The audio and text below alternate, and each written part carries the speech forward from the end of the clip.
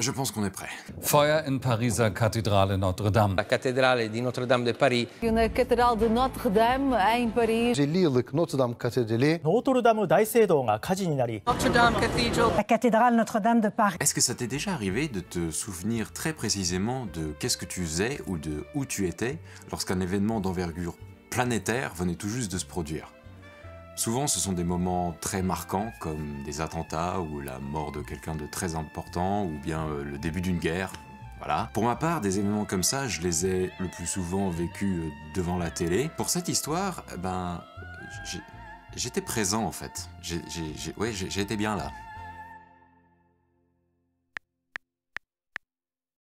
Ce qui est extrêmement pratique avec les photos, ce sont les métadonnées d'une photo. C'est un peu comme sa carte d'identité, avec l'heure de la prise, les réglages de l'appareil, etc., etc. Le 12 avril 2019, à 8h17 et 39 secondes, très précisément, j'ai pris 7 photos. Et donc il y a tous les détails techniques dedans. La vitesse, 1/1600e de seconde à f2.2 avec un ISO 200, avec une distance focale de 50 mm. Bref, c'est tous des trucs techniques qui t'intéressent pas trop. Mais si tu veux les retrouver dans une photo, même avec ton téléphone, eh ben tout est enregistré dedans.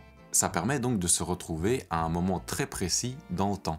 Dans mon cas, j'étais parti à Paris en week-end avec une amie, et comme tout week-end parfait où il y a du soleil, Paris c'est très très beau pour faire des photos.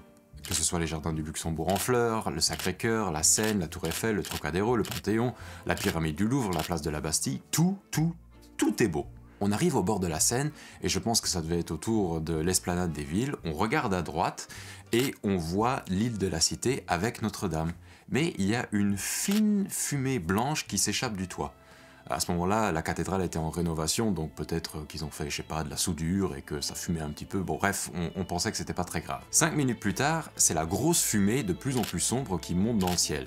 À ce moment-là, l'hypothèse de soudure, ça vole par la fenêtre. Hein. On s'est dit non, c'est pas ça. Donc on décide de s'approcher en allant jusque sur le pont de Sully, en remontant le quai Henri IV. On arrive sur le pont, pas mal de gens sont déjà rassemblés, on tourne à la hauteur de la rive gauche sur l'île Saint-Louis, on regarde à droite, et là...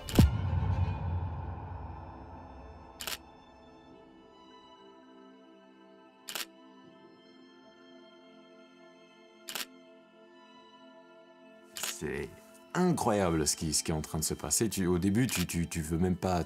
c'est comme dans un film. Tu te dis, je suis dans un film, c'est pas possible. Un monument comme ça qui est en feu. Je sais même pas quoi penser à ce moment-là. J'ai mon appareil dans les mains et la seule chose que je pense à faire, c'est...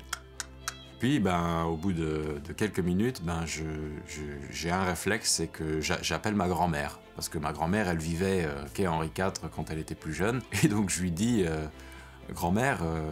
allume la télé. Plus les minutes passent, plus tu as ce sentiment d'une totale impuissance qui s'installe. Tu regardes ce truc brûler et tu te dis, je peux rien faire. Et au loin, t'entends les sirènes des pompiers qui hurlent dans les rues de Paris.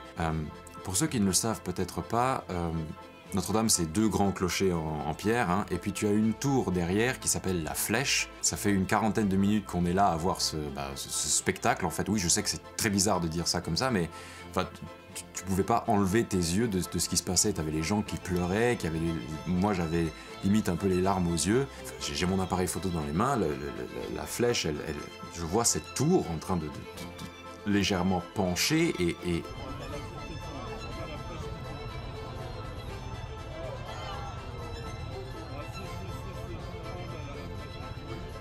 et c'est à ce moment-là que je prends cette photo.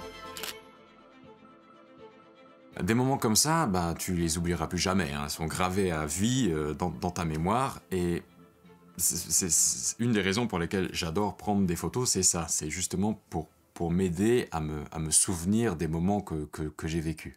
Je pense que je vais me replonger dans mes archives pour voir si j'ai pas d'autres photos qui mériteraient une petite histoire comme celle-ci. D'ailleurs, en parlant de photos...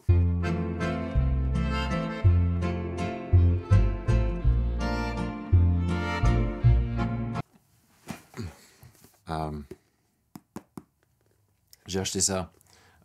J'ai jamais fait de Polaroid de toute ma vie, donc on va essayer. Voilà, je te tiens au courant.